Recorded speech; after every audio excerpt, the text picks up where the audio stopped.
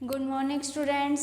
हमने third chapter start कर रखा था, थ्योरी बेस ऑफ अकाउंटिंग। उसमें हमने अकाउंटिंग के प्रिंसिपल कर दिए थे और हम अजम्पशन हमने स्टार्ट की थी।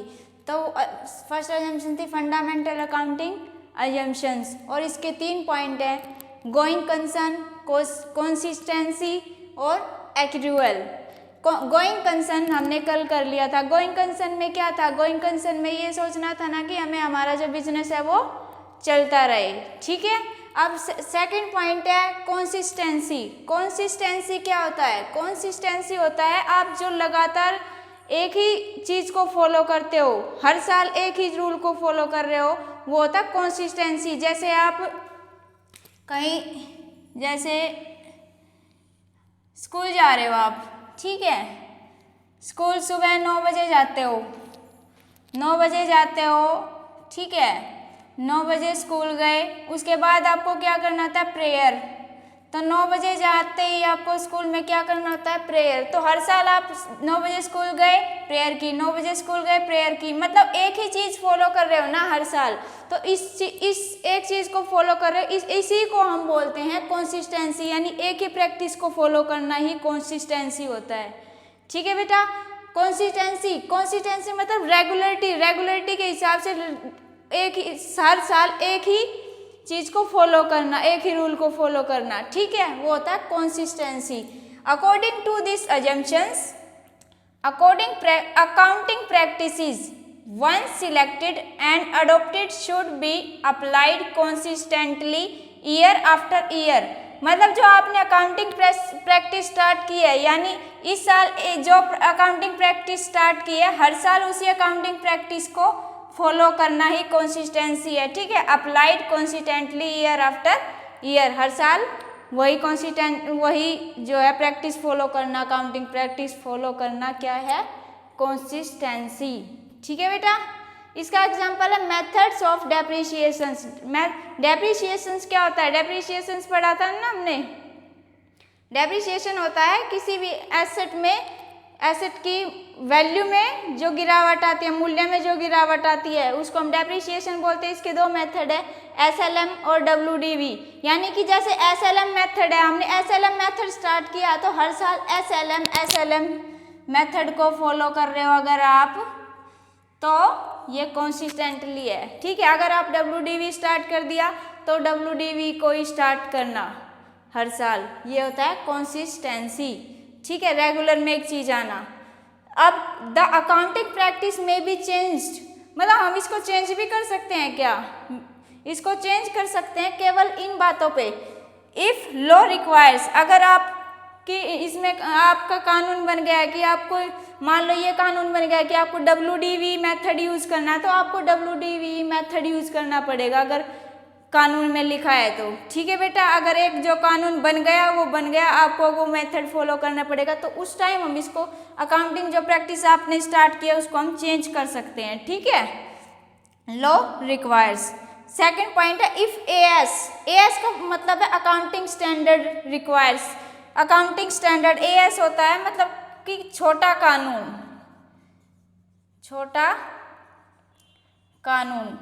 अगर अकाउंटिंग स्टैंडर्ड कंपनी, मतलब एक अकाउंटिंग स्टैंडर्ड मतलब अकाउंटिंग बॉडी होती है एक, हमारे इंडिया में भी अकाउंटिंग बॉडी है, ये ICAI, Indian chartered accountant India. मतलब कि ये जो ICAI है ना, ये रूल बनाती है अकाउंटिंग में कि आपको ये रूल फॉलो करने। अगर ये जो रूल बना देती है ना तो उसको ही हमें फॉलो करना होता है, ठीक है।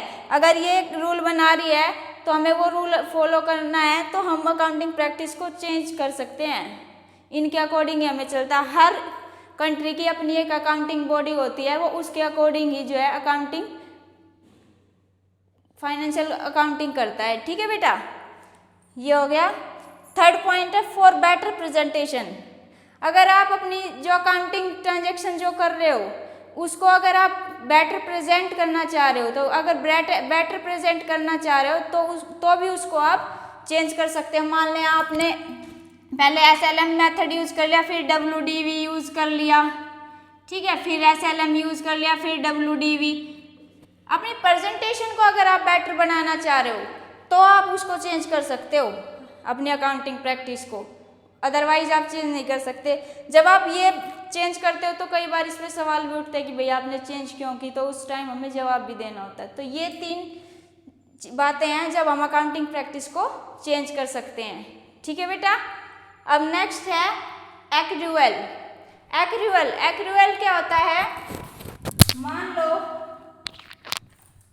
एक्रूअल क्या होता है? एक्रूअल होता है जैसे आपने गुड्स परचेज किया, गुड्स परचेज ऑन क्रेडिट, उधार पे आपने सामान जो है खरीदा, ये दुकानदार है, इससे आपने सामान खरीदा और ये आप हो। ठीक है, मान लो ये रोहित है और ये मोहित। ठीक है, ये 2 बंदे हैं। रोहित ने किससे सामान खरीदा है? मोहित से। तो रोहित ने मोहित से उधार सामान खरीदा, तो ये क्या है? क्रेडिटर है ना हमारा। ठीक है, ये क्रेडिटर है। अगर हमने इससे सामान खरीदा है, हमने ये सामान खरीदा मान लो 30 मार्च को, 30 मार्च को, और हम इसको बोल रहे भैया ये जो है रोहित जो है इसको पैसे कब दे देगा? After 3 months. इसने बोल दिया भैया मैं तेरे को पैसे आफ्टर 3 मंथ्स दे दूंगा मैं आपको। ठीक है, तो 3 मंथ्स कब होंगे? अप्रैल, मई, जून, यानी 30 जून को जो है आपके 3 महीने जो है पूरे हो जाएंगे, 3 मंथ्स कंप्लीट हो जाएंगे, तो आप इसको पैसे दे दोगे। तो अब आपसे मेरा क्वेश्चन ये है कि आप जो है अकाउंटिंग जब करोगे, मतलब रिकॉर्डिंग जब करोगे, रिकॉर्डिंग किस में करते थे हम?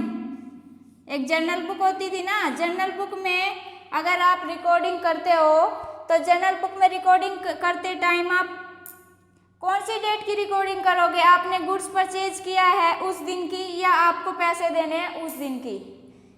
ये क्वेश्चन है। 30 मार्च या 30 जून, आप कब पैसे दोगे? मतलब कि आप कब की एंट्री करोगे इसमें, मतलब रिकॉर्ड कब करोगे? तो इसमें हमें ये नहीं पता कि रिकॉर्ड, ये तो पता है कि भाई हमें रिकॉर्ड करनी है, और कब रिकॉर्ड करनी है?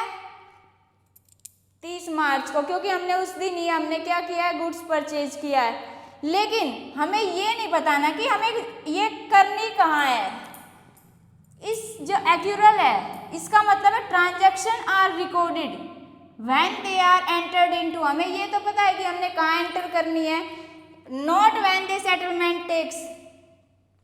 ठीक है, मतलब कि एंटर तो हमें पता है कि करनी है, इसकी एंट्री 30 मार्च को ही करनी है, लेकिन ये नहीं पता कि कौन सी एजम्पशन में करनी है। व्हेन द सेटलमेंट टेक्स, इस पैसा देना है या लेना कहाँ करनी है, कौन सी एजम्पशन में इसकी जो है एंट्री करनी है, उसको बोलते हैं हम एक्रूअल।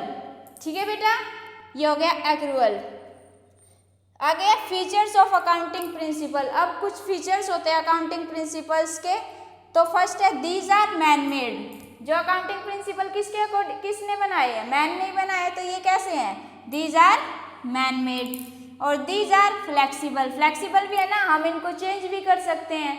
ठीक है, और दीज आर जनरली एक्सेप्टेड। और जनरली क्या है? सबने इनको एक्सेप्ट भी कर रखा है, सबने स्वीकार भी कर रखा है, तो उसी जो रूल बना रखे हैं हम उन्हीं को ही फॉलो करते हैं ना, तो जनरली एक्सेप्टेड। ठीक है, सारे प्रिंसिपल जनरली एक्सेप्टेड होते हैं। ठीक है, ये हो गए फीचर्स, मैन मेड, फ्लेक्सिबल और जनरली एक्सेप्टेड।